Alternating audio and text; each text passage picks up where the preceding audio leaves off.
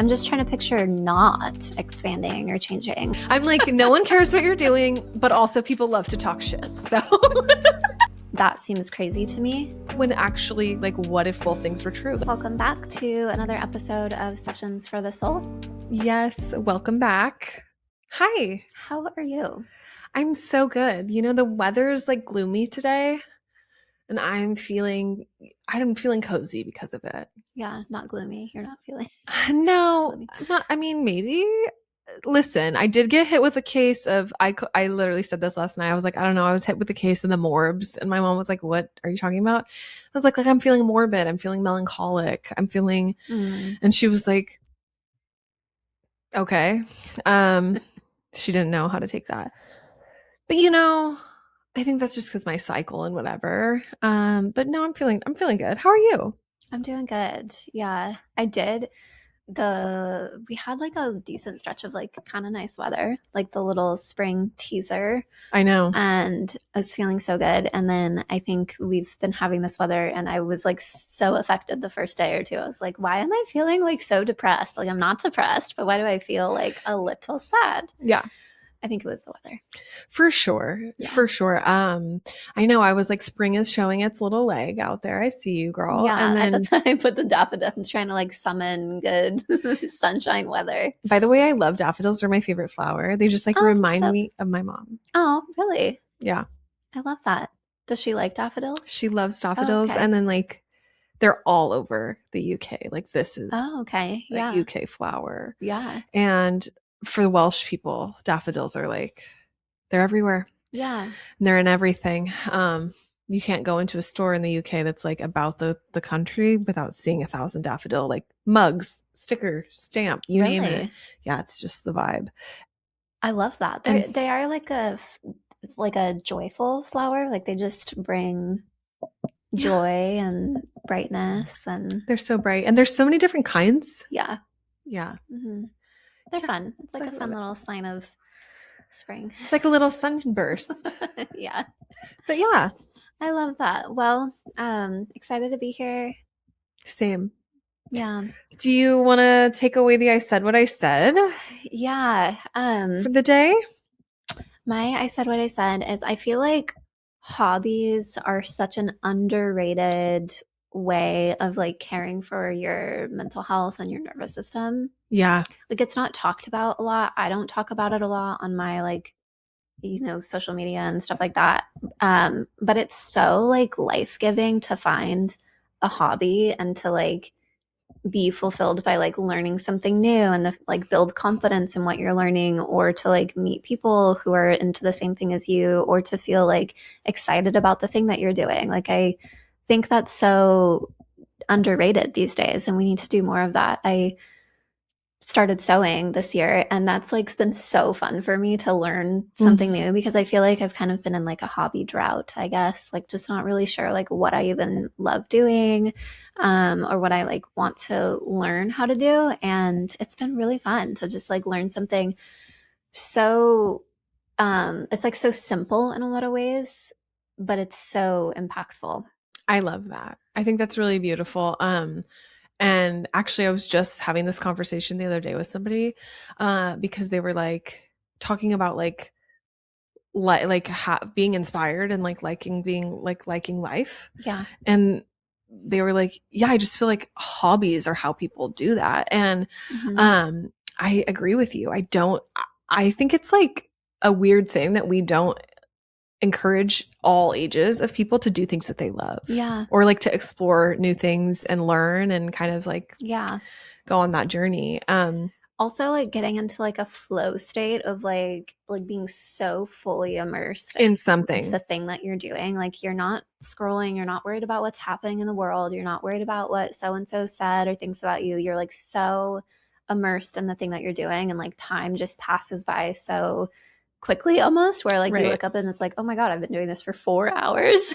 Like, yeah. And being okay too with like spending your time doing that. That's something that I sometimes have a hard time with, of like, no, it's okay if I spend several hours like investing in this thing that I'm doing.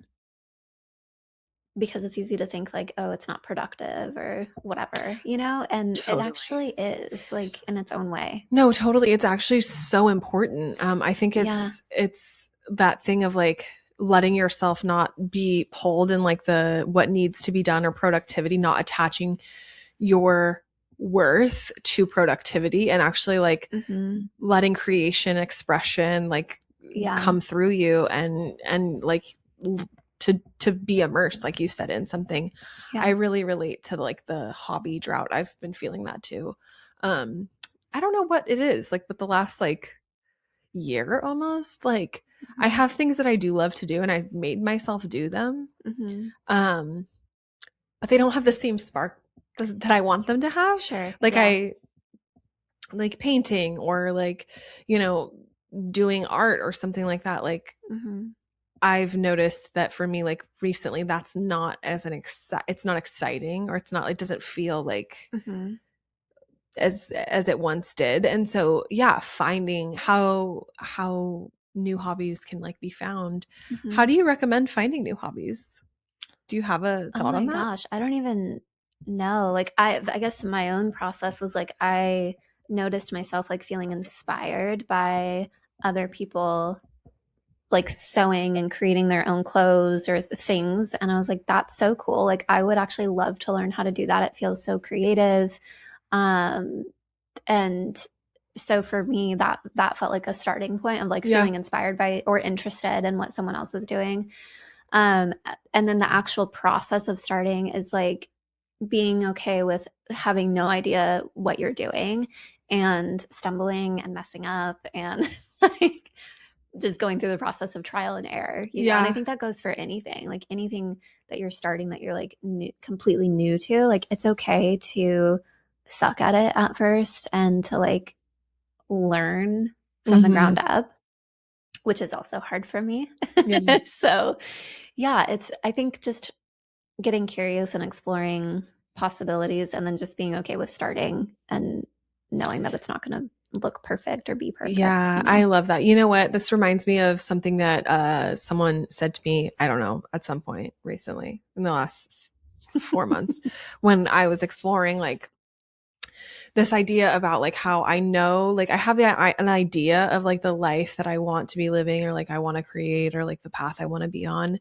Hmm. But like the not being an expert or like the perfectionism or whatever like really like inhibits me from doing Hmm. anything. And the way she framed it was really cool because she was talking about like she loves singing, Hmm. but like it was always like this idea in her head from like a young age of like, oh, I have to be a pop star if I'm going to sing. Like I have to be like a recording artist. And she was like, actually, when I like just abandoned that belief and I was like, no, like I just love to sing. I'm going to take one aligned, like one Hmm. step that's in alignment, like an action, Hmm. aligned with like doing that every day or like doing that whatever once a week. Hmm. Um, that's not about productivity, production, what I'm creating, but about just creating in general. She's like, then I just like started singing all the time and I started Yeah. like making music and now like that's like such a part of me and I love it and it feeds my soul. And Yeah. that's what that's reminding me of. Is just like if there's something that you're like want to do, Hmm. it's not necessarily about like being the expert at it tomorrow. It's about actually just taking one aligned action Yeah. to No, I love that so much. And that feels very relevant to just things that I'm noticing about myself too. Of like, ooh, why do I feel like I have to know how to do this thing and like be an expert at something that I've literally never done? It's okay to like not know how to do it or to stumble or to want to do it, not to be the pop star or to create a sewing business or whatever, but to just just do it because you like it. uh, more of that, less of trying to like commodify everything. I think capitalism Oh has yeah. us believing that we have to commodify everything. And that's like, Yeah. I have Instead like, of just yeah, enjoying it. yeah. So I love that. Yeah. Yeah. What's yours? So I'm literally gonna just pull one out of the air. And actually, um, I was actually going to go a different route with this, but because of what was just said, I'm like, that's my, I said what I said. Oh, good. Okay. And it's going to be that like, um, we actually, we live in a world. I don't think we need to commodify everything, especially spirituality and wellness. And So good. this is, this has been really on my mind, guys. Because like when you get on social media, you know, there's a lot of information that is telling you like you know, it's not bad information actually, and that's what's really hard about it, but it's like we take these things that humans need, right? Like expansion, growth, wellness, whatever. And because of like the culture right now, we try and like package it up and sell it and like turn it into a commodity and like convince people that they should like invest or buy into this thing. Yeah. When not everything needs to be that way.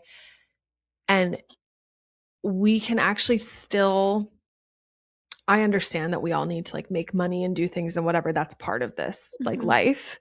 Um, but we can still present something to someone without like packaging it up, if that makes Mm-hmm. sense. And so Yeah. like not especially spirituality, I feel like, or especially like certain elements of growth, like how do you how do we package Mm-hmm. um how do we package up these things? How do we like, you know, and this goes Yeah. with anything that's like part of the human experience, like whether that be like, I think we want the concreteness of that as humans to like understand that like, okay, I have a map to follow now to move through this experience, Yeah.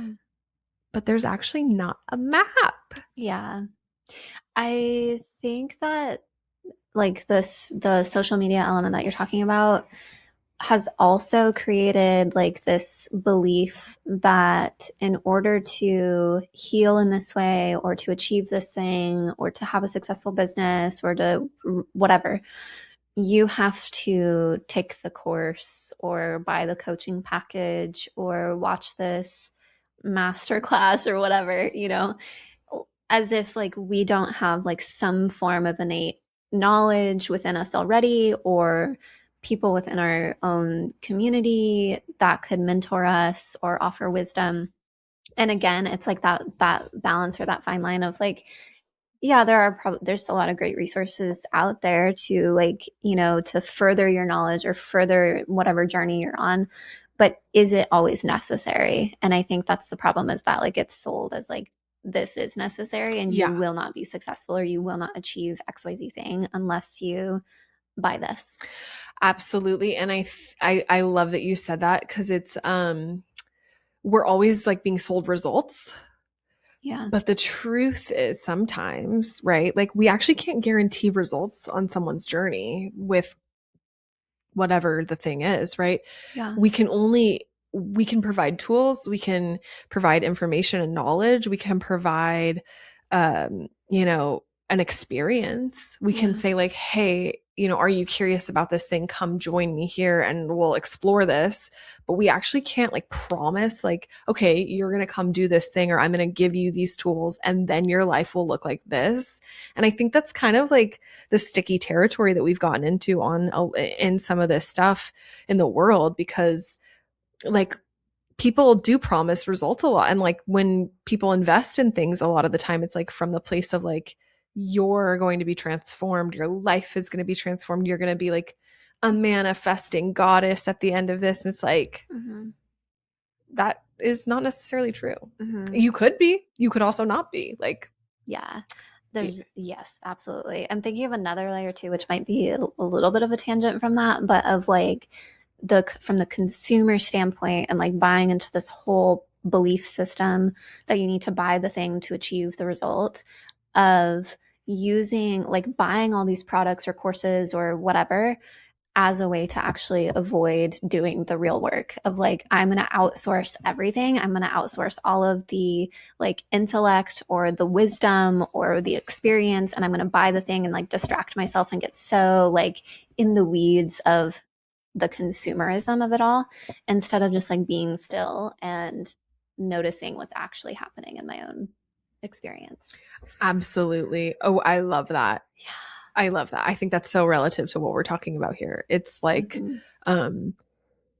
It's like it doesn't have to, yeah, no, it doesn't have to be this like grand gesture. It doesn't have to be this like whole thing. And actually, like, I think stillness is like, we should figure out how to package and sell stillness. And actually, we shouldn't sell it. We Yes, should someone just, probably is.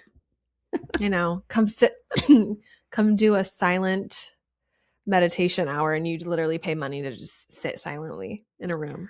I think that literally Oh, it exists. does. Yeah. Yeah. Well, I mean, I think I've probably paid for it.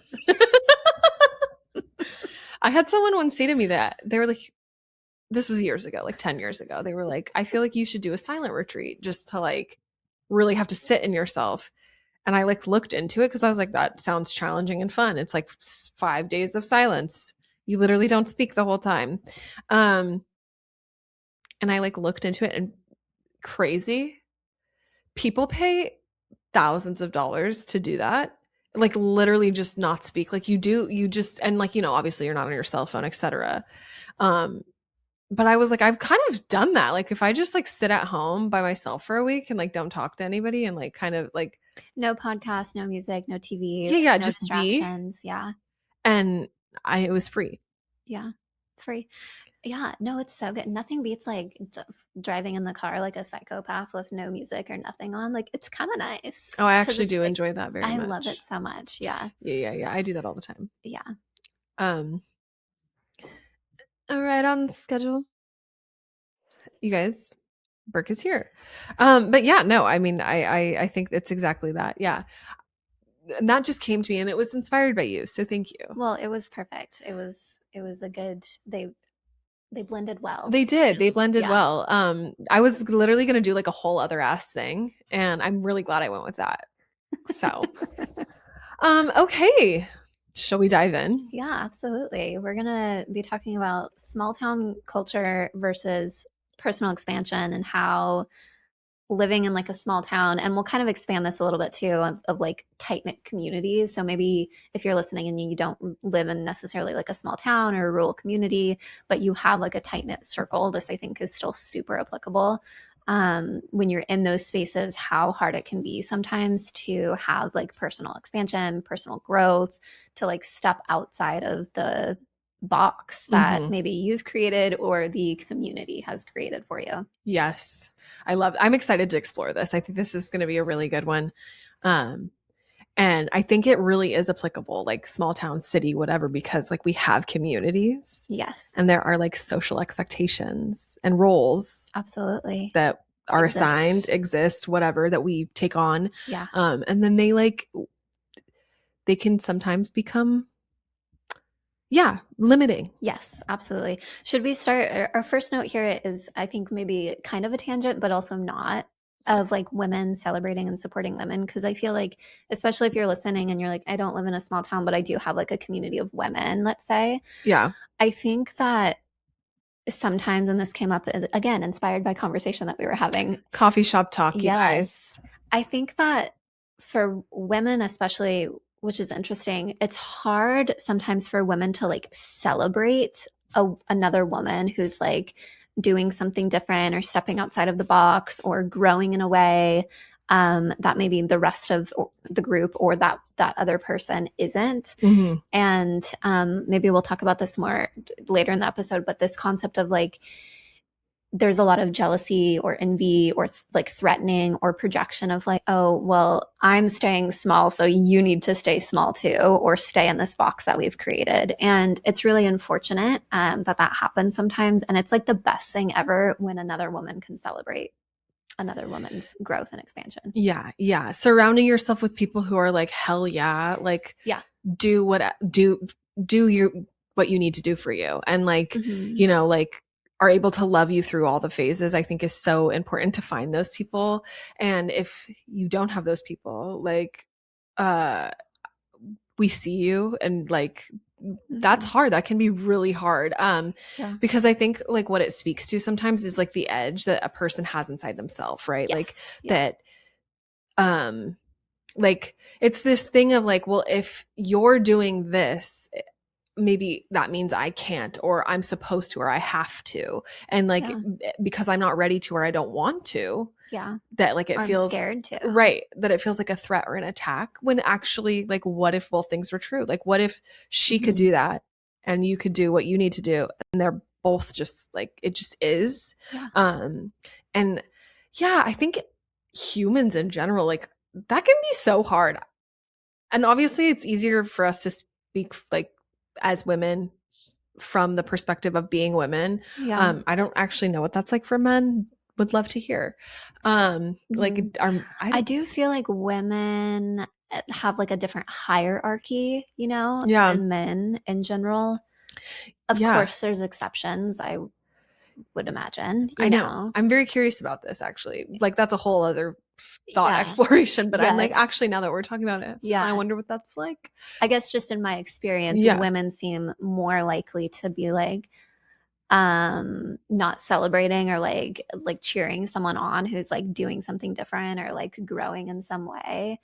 And men either like just don't really care much, like it's not that important, or it's just like, yeah, good for you, like yeah. great, you know? Yeah, the one thing I'm thinking about is, like, I do know some men who feel bogged down by other men Oh, who are not wanting to expand or grow. oh, yes, So yes. like, I think that for them it's more like, um Oh, that's maybe good. it's like, why don't you have any motivation or like self-worth or whatever, and then they're like, I've seen that a little bit Yeah, with the men. like the inverse of, Yeah, yeah, it's yeah. almost the inverse. Yeah, it's like, you're like, you're not expanding or Yeah, growing, and it's like, I don't want anything to do with that. Like, you need to yeah, like change your life. yeah, When you're ready to change your life, come talk to yeah. me. I'm like, that's fucking crazy. um, what, Yeah, fine, I get it, whatever. yeah, But yeah. um yeah. It's interesting. Girls can be mean, everybody can be mean, but yeah, it can be hard to have like female friends sometimes. yeah, I hate the word female, but I don't know why I just said that.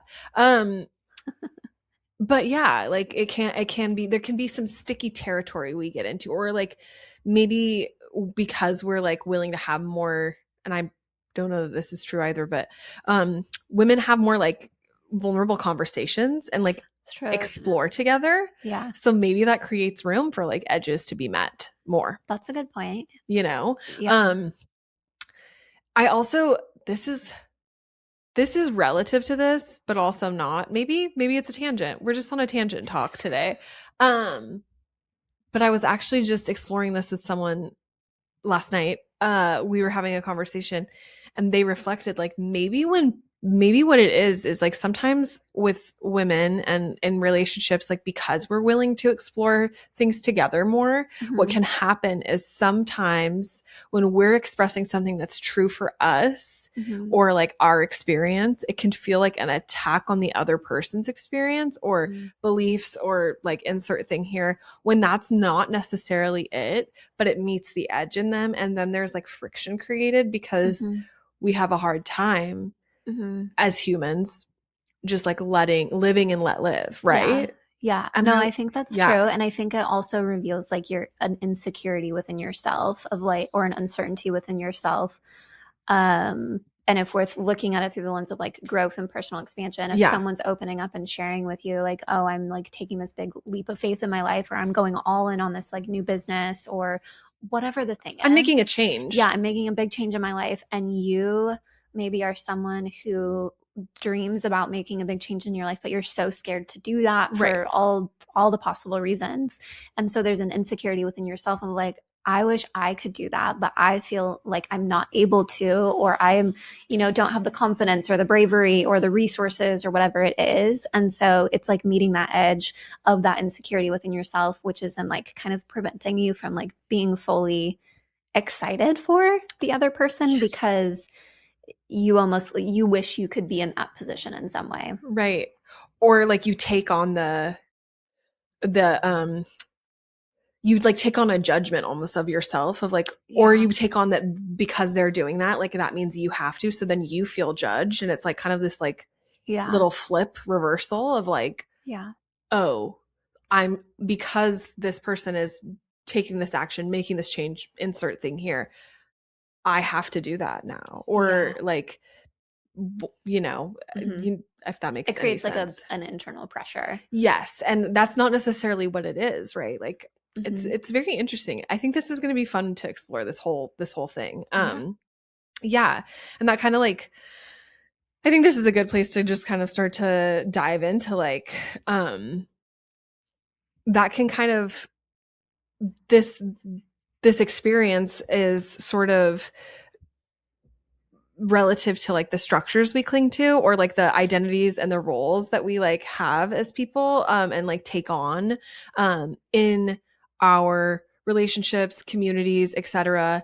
Because like the reality is right, we all like kind of take on identities or confine ourselves in certain ways unintentionally, I think sometimes, but it's a reality and how Yeah. that's like limiting. I think we've talked about this in the context of family systems, Yeah. but this exists outside. So, like in family systems, like, oh, you're the child who always does XYZ, or you behave in this way, or you contribute in this way. And so, and we've explored that a lot, but this also exists within like friend groups, community spaces where, especially in a small town where it's, I think, a little different than a big city in the case of like everyone kind of knows everyone Yeah. in one way or another, knows of someone, and you have like this idea of who that person is. And so you, and usually you kind of get like word back on like, you know, what people think of you or how they picture you as a person and who you are and what you contribute and how you behave and how you show up.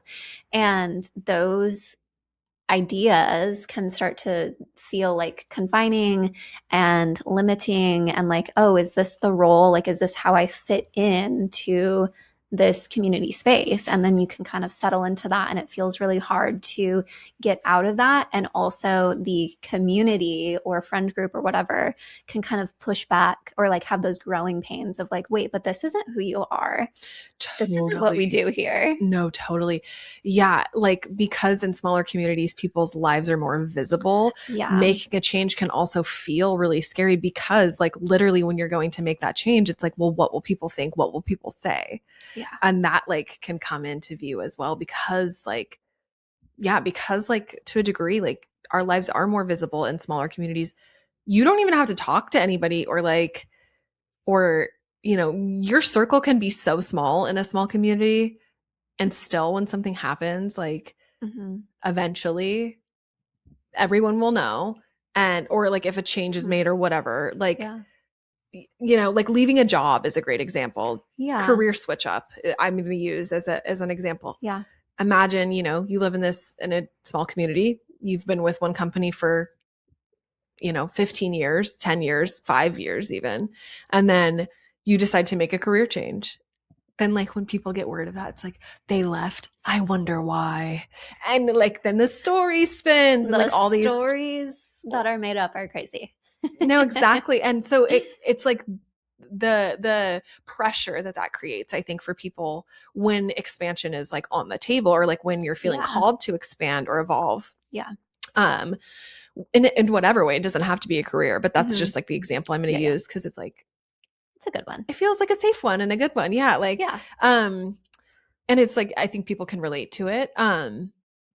Like how that can feel like a really hard decision to make because of like what you were just talking about, right? Like the expectation or the role you've played or like what you've done in the community in the structure, like it's Yeah. almost like going against the like status quo Yeah. to a degree, like when expansion is on the table. Yep. And then like how we can feel confined Mm-hmm. by the projection of what people will perceive or how we're perceived Yeah. or how we perceive ourselves or how we fit in. Mm-hmm. Yeah, absolutely. No, I think that's such a good example, and I think it's really relatable. And I mean, it expands beyond those things too, of like some of those tangible, like career or maybe relationship or whatever, but also like personality stuff. Where I'm thinking of if someone was a certain way in one season of life, and maybe that version of them didn't feel authentic, but that's how the community or the friend group or whatever knows them, is like this person. This is how this is your personality. This is like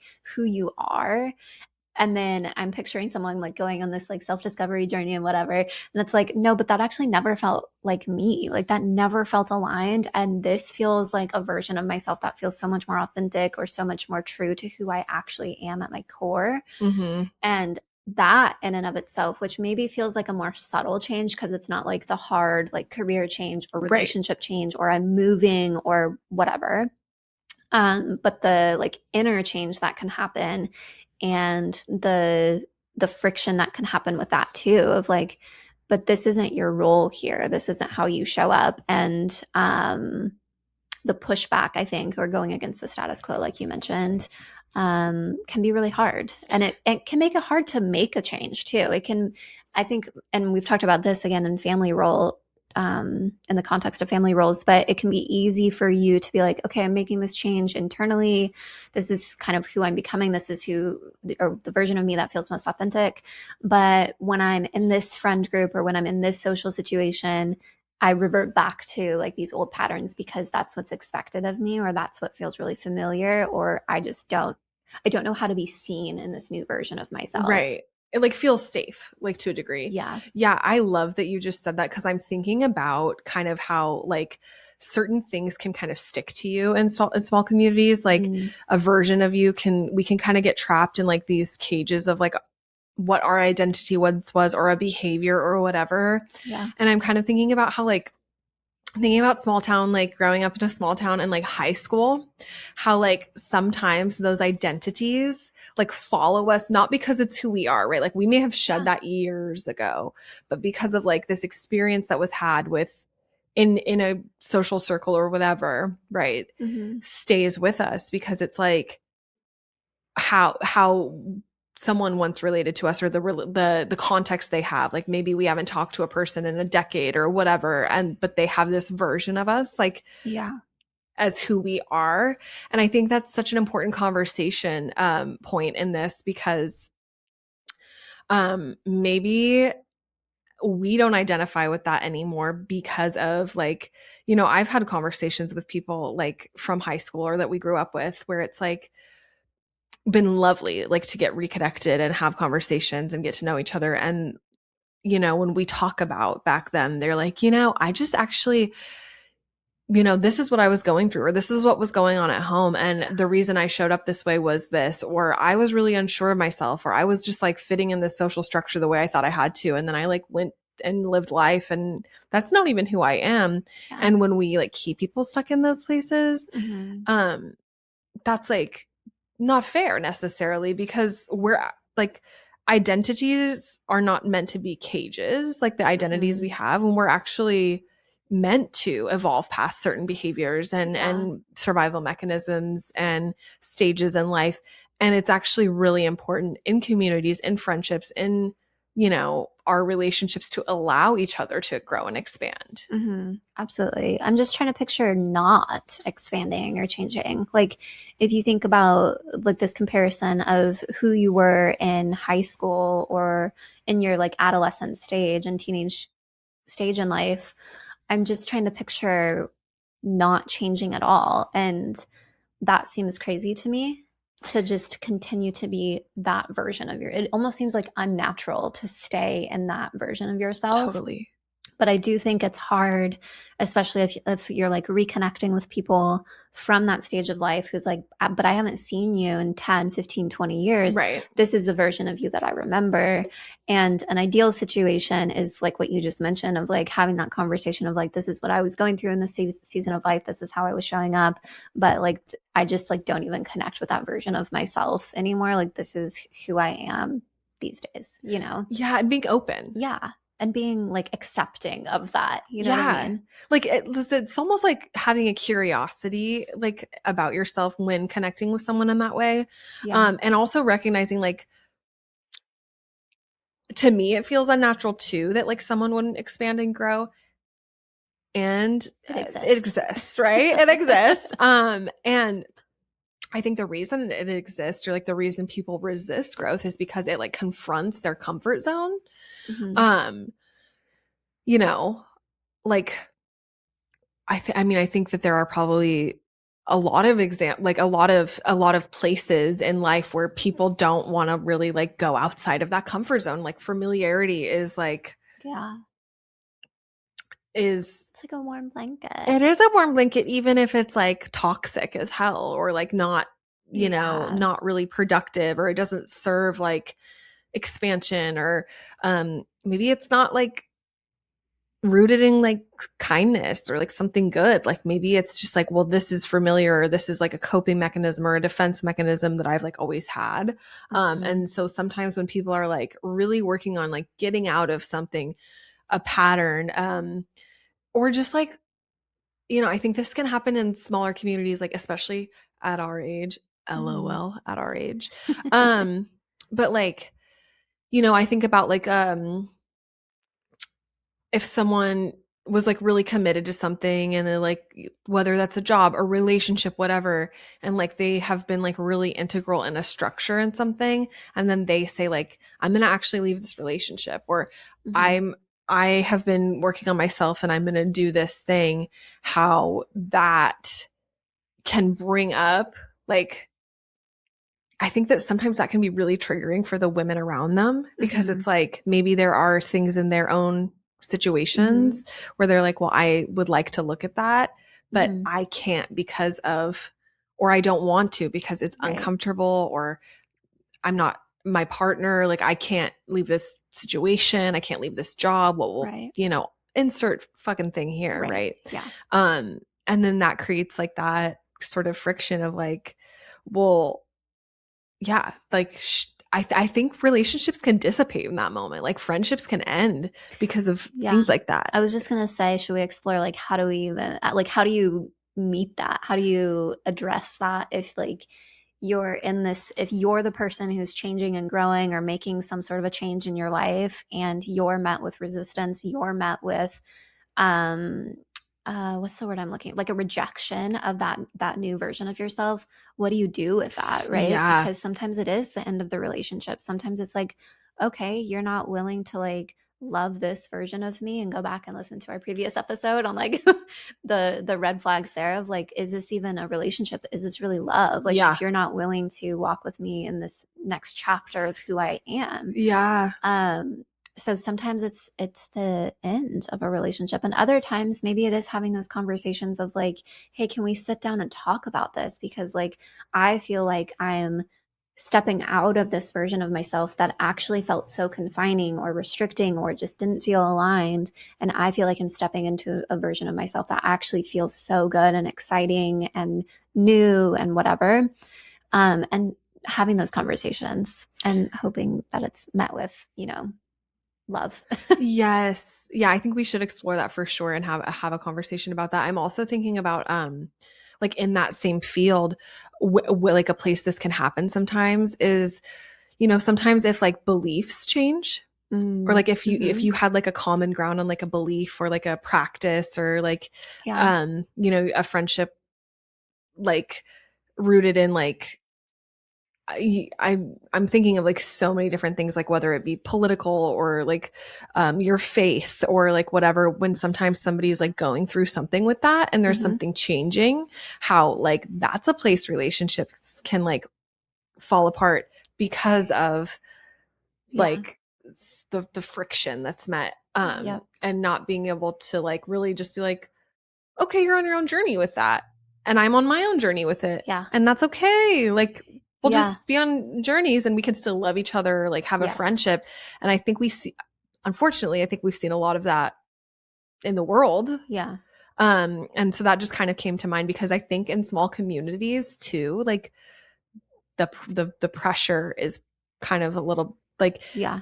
if you've been friends with someone your whole life or like for a lot of years and you've been really close, and then like maybe there's like a big confrontation of like identity through belief or whatever, and then like a person decides to step out of that or say like, hey, I'm not gonna go to this thing anymore, or I've actually changed my mind on this, how that can be like, well, I don't even know how I can be Hmm. friends with you now or Hmm. whatever, right? Yeah. And how to deal with that.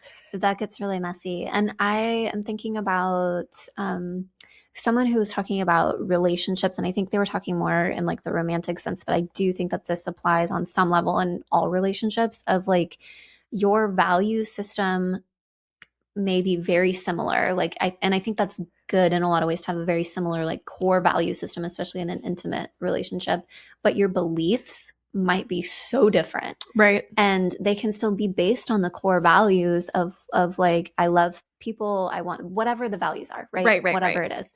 But the belief system around like what does that look like practically? How is this how am I like showing up in my life to like uphold that value might look so different. And so when someone, like you mentioned, political beliefs or faith-based beliefs, spirituality, things like that, when they're like, I still hold this value of fill in the blank, but my belief around this has completely shifted, or I'm exploring other beliefs around this thing. Yeah. Yeah. And I think that, again, that can feel really threatening for people. It can also hit an edge in many ways.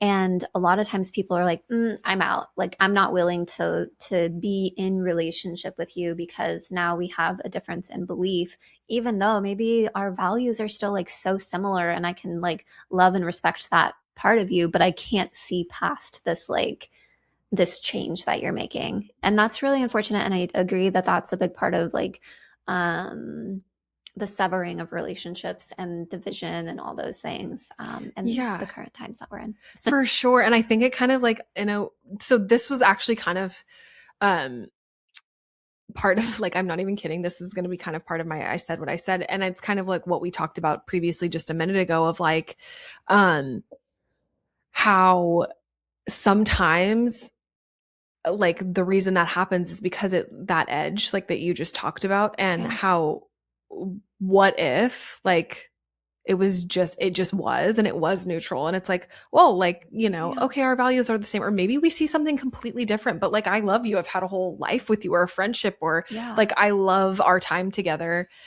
Yeah. Like that does that in a I mean, my hope, and I'm speaking carefully here, and I'm also like trying not to be black and white because I understand that there are nuances and things, but like my hope would be that like we're able to just be like, okay, so like that's changing for you, and that is, and it's not changing for me, and that is, Hmm. and that's okay, and I can still, Yeah. we can still coexist, or we can still be friends, or we can still have love for each other Yeah. and not be the same, Yeah. or like, you know have like this shared identity anymore. Yeah. um and yeah, definitely, like let's dive into how to cope with that, because I think that this is where people, and I think I've done this in my life, this is where Mm. people just like retreat and like cut off and like ice out, and maybe Mm. it's not even like a direct like I can't be your friend anymore, but Hmm. maybe it's just like a A quiet withdrawal. yeah, yeah, yeah, like Yeah. where'd they go, or Yeah. like why is this weird, you know what I mean? Yeah. um Mm-hmm. yeah, you know what I like, not in the same way, but like the isolation point Yeah. of that, I feel like that's like, this is hilarious. I feel like that's kind of like what happened in our friendship when like in our Mhm. early 20s. Yeah. Not because of like major belief differences or whatever, but Yeah. because it was like, oh, I don't know how to be this new version of myself, or like Yeah. I don't know how to like Yeah. fully let myself be seen because I'm still figuring it out and whatever. And then like coming together, sometimes it was like, you know what, this feels uncomfortable to navigate this new thing, so I'm just Yeah. not going to talk to you for a while, which is like insane. And you guys, I'm not, this isn't our therapy session, but maybe it is. Okay. I love it. Oh my I gosh. was, as we're having this conversation, I was like, wait, I feel like that's what I did there. Yeah, and maybe, Right. maybe, but I think that goes to show like it is uncomfortable. Like it can feel really uncomfortable to be on either side of the equation of like I'm the one changing or I'm the one who's on the receiving end of like, okay, now what do I do with this? How do I navigate this change? Right. And it can feel like a bumpy ride sometimes, maybe, or like an uncomfortable or like uncharted territory within the relationship. And it's amazing when someone's like willing to go on that journey, but there are other times too. And I guess this is kind of what we did, where it was like, let's just bring it to the table of like, And I'm talk going to about it. say the awkward thing and be Yes. vulnerable and say, like, hey, what's going on here? Like, how can we reconnect? How can we be in relationship or in Right. friendship? And so I think that like if there's resistance that's being that you're being met with on the other side of change, being okay with saying like, hey, can we talk about this and being vulnerable? Yeah, absolutely. So, And also like recognizing that maybe it's perceived resistance. It doesn't have to be real, right. because I feel like that was like a Yes. big part of our journey too, was Yes. like Yeah. the perception of like Yeah. what's happening or what's being viewed or like how we're being perceived. And like Mhm. like when being vulnerable and having the conversation, it was like, well, this isn't even like a thing, you know Oh, what that's an interesting story I made up. no, totally, right? And Yeah. how like actually both, like a lot of the time, you know, both people, I think it's crazy to assume that like, well, I like that one person is the only one changed, you know what I mean? And I think that that can happen in these situations of like, oh, well, like because I've changed or because I'm different, like I won't be accepted or I won't be received, when really like, well, we've all changed, you know what I mean? Or like, well, in our own ways, we're all evolving all the time. And so, Yeah.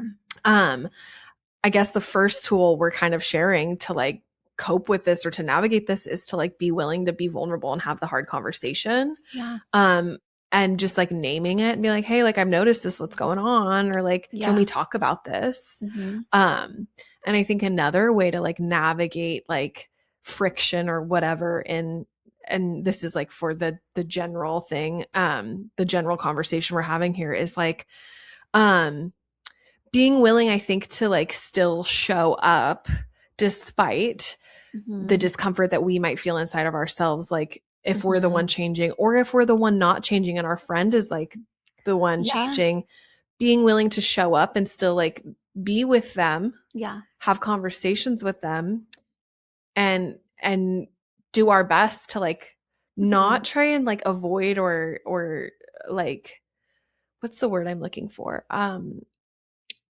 Yeah, I guess just willing to like look at the discomfort in ourselves and be like curious about it and still show up and still like Hmm. create space for this person, right? Hmm. And be like invested and be curious about the growth and change that they're experiencing. Yeah. Yeah, which can be really, it can be really hard. I think you made a really good point about how it's not always met with resistance, but sometimes it's the perception of resistance, and how that in and of itself, I think, can be a way that we like keep ourselves boxed in of like, oh, I'm not gonna, it's like discharging all ownership and agency, but like I'm not gonna change because they're gonna think this about me, or they're not going to accept me, or whatever it is that you're the like story that you're making up. And that I think is just a way to like avoid actually doing the hard thing and Yeah. making a change in your life. Or you make the change or growth, or you're like ready to step into something different, and maybe you like keep it really quiet, or you're not like ready to fully share with people, or whatever the thing is, because again, the stories that you're like creating about how it's going to be received, Yeah. when in reality that might not be true. Like sometimes we come up with wild stories, and it's good to take ownership of those stories, like name it, be like, okay, the story I'm making up about this is that I'm going to be judged, I'm not going to fit in, I'm not going to belong, people are going to, say this or that about me. Like just own it, you know? Absolutely. Yeah, yeah, yeah. Yeah. And like I'm a big advocate of like having conversations with people. So if you're like if you're listening to this, right, and you can relate to this experience or maybe you are experiencing this in real time, um like being willing to go to that circle, that friend Mhm. group, that friend, individual, whatever, insert like situation here, and just be like, hey, so I know like this, I've been making these changes, or I know I am whatever, right? Mhm. Like leaving this job, leaving this relationship, et cetera, expanding in this way, whatever it is. Um, and I feel like because of this, that there's a perception of me that is this, right? Mhm. Just literally putting it on the table so Mhm. that your community, your people are able to say, um, oh my gosh. Either like, yeah, I have been feeling that way, which okay, that sucks, but still, like at least you're able Yeah. to create the dialogue, or they're going to be like, oh my gosh, I'm sorry you're feeling that way. That's not it at all. Yeah. And like, just, I love having conversations about stuff. And so if you can like feel or sense, or there's an essence that's happening, whether that's from your own personal like story spinning or like what's happening, Yeah. just putting it on the table so that a conversation can be had. Because a lot of the time, like whether it's us projecting our own fears onto the other people, or the other people projecting their fears onto us, Mm-hmm. um and or like their desires, um the that situation, like when we're able to just like process it together, it actually creates like room for expansion, and communities do thrive. Like commu- healthy communities, healthy relationships like actually thrive when we allow for expansion and growth, Mm-hmm. and exploration and change. And one thing I was thinking about in this is like there's different scales of this, I think, Mm-hmm. of like individual relationships, friend circle relationships, like entire communities. Yes. You know what I mean? So like there's like levels to it. Like obviously I'm not going to hold like a fucking press No, conference. literally, that was the next thing I was gonna say is like what's coming to mind for me is like, yes, definitely everything what you said for like an actual relationship Relationship. that you have. Definitely don't post this on like your Facebook Facebook. community forum. Like, No, I'm going through this evolution, this growth, like, no, no, and trying no. to like get acceptance from people that you like don't Don't even know. know. Yeah. Because the reality is, in smaller knit communities, right? Like people have opinions that you've never even talked to, or like Yeah. you don't even actually know. Like people will, you're still perceived. Yeah.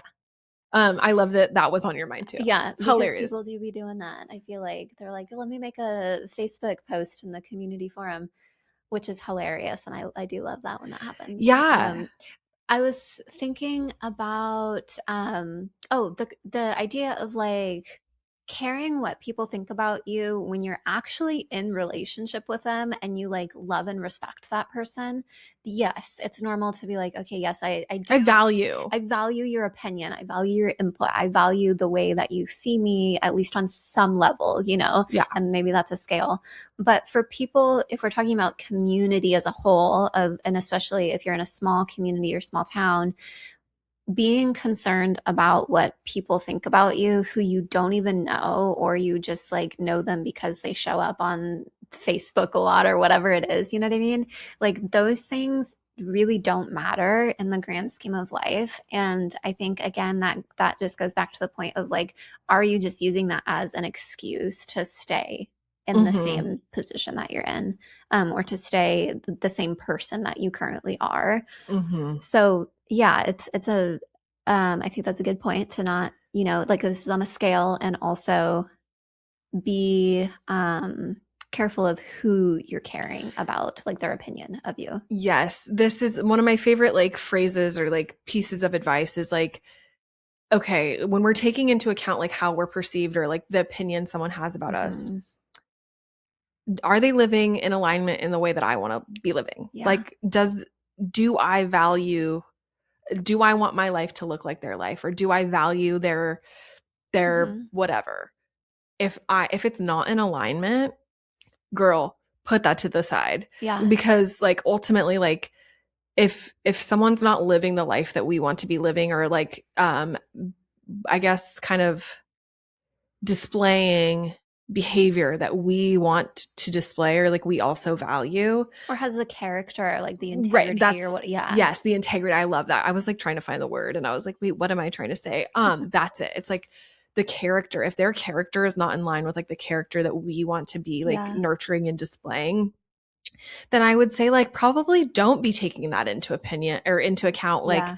when you're trying to, when you're considering these things, or when you're growing. Because at the end of the day, like everyone has opinions, everyone has like beliefs, perspectives, Judgment. ideas. It's normal to judge. Yes. Like all of these things are Normal. normal, but do we really want to let it like rule our life? Yeah. And if we are letting it rule our life, like getting curious with ourselves, like why are we so concerned about other people's Yeah. opinions about us, when ultimately that's not our business. That's not our job to like be Yeah. like so I heard you feel this way about me and I'm going to change your mind right now. And Yeah. it's like, no, Yeah. let them feel that way, you Yeah. know?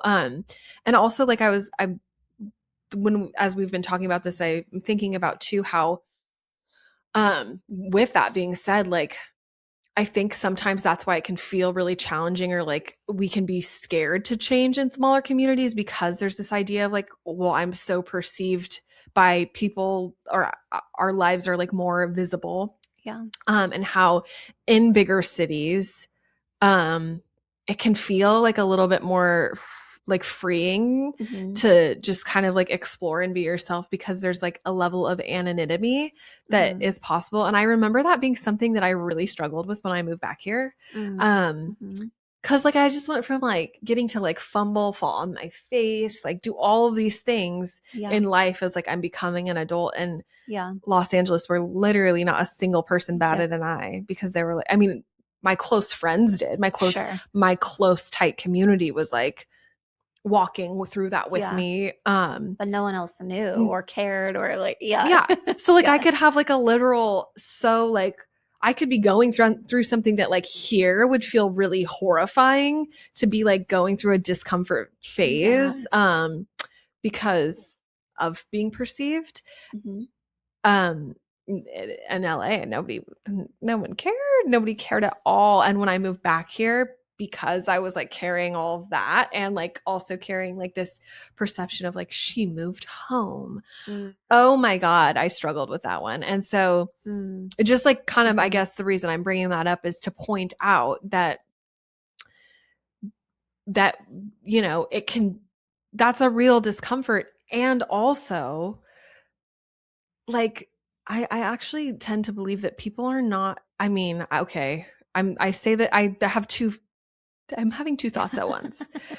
On one hand, I don't think people like really give a shit Mm-hmm. about like what we're doing. Yeah. Like nobody cares that Like on a much. true, like deep level. Yeah, yeah, Yeah. yeah. Like Yeah. nobody cares that much. Yeah. You know? So like live your life. Like no one's Yeah. watching what you're doing. I actually just saw a TikTok the other day where this girl was like filming herself at the gym doing absurd things, and she was like proof that no one gives a shit what you're doing at the gym. And like not one person batted an eye, and she was being so silly, like doing like dribbling like a like, you know, like a giant. Everyone's probably like, don't make eye contact. No, literally. No, it was, That's so funny. but it was really funny. She was Yeah. just like doing whatever. Yeah. And like in the video, like no one even looked over at her. Yeah. And it was, I loved that, because it was like, oh wow, like proof that like no one's really paying attention. Yeah. And then also on that other hand, like the second thought was like, but people love gossip. Right. They do. Yeah. You guys, I fucking love gossip. What? Well, and that's the thing. And that's like, is it about gossip and just like, oh, did you hear about XYZ thing? But I'm not like so deeply caring and concerned about like what this person is doing. You know what I Right. mean? Right. No, that there's a big distinction there. And I Yeah. love that you brought that up, because it is like, wow, I make myself sound terrible. I don't love gossip, but I do. Like I do like every once in a while, it's like, oh, guess what I heard? And it's like, what did you hear? And then someone will be like, this, or, you know, so and so is moving back, or so and so moved away. And it's like, oh my God, I wonder why. That's so curious. Yeah. But like that's different than just like the passing, like, oh, the information Yeah. versus like being so deeply invested, and or like wishing, like malicious, like, yeah, that's yucky. Yeah. That's a very different thing. And I, unfortunately, there are those people who Yeah. do have like malice in their heart. Yeah. And I think in small communities that can feel icky. Mm-hmm. Yeah. Yeah. I don't know how to end that thought, but there you go. Yeah. I'm like, no one cares what you're doing, but also people love to talk shit. So it's a great summary of all the things we've talked about, I think. No. So live your life. No, exactly. So live your life. That's hilarious. No, I do feel like we covered a lot of good ground. I don't know if you have any other thoughts or anything that we didn't touch on. I don't think so. I think like, you know, one of our like last notes here is that like the strongest communities aren't the ones that keep people the same.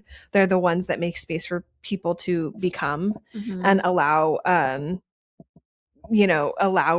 people who are becoming and like continually evolving. And I just think that that's a great like Mm-hmm. way for us to like start to wrap up is just acknowledging that like uh yeah, growth can happen when we allow people to just explore and be Yeah. themselves, and also to get curious in yourself or in your own community, or maybe like maybe this episode resonated with you because like maybe you have a relationship or Mm-hmm. you notice in your own community where this either like has room to grow, or Yeah. you notice in yourself where like, oh, I actually do that to people that I love and I don't Mm-hmm. want that done to me. So yeah, just I think this is a great like episode to like invite curiosity Yes. on how we can help each other grow and expand and evolve and continue to flourish. Yeah, no, absolutely. I was thinking like that is how communities thrive. And so it is a good invitation to just kind of consider how that's showing up,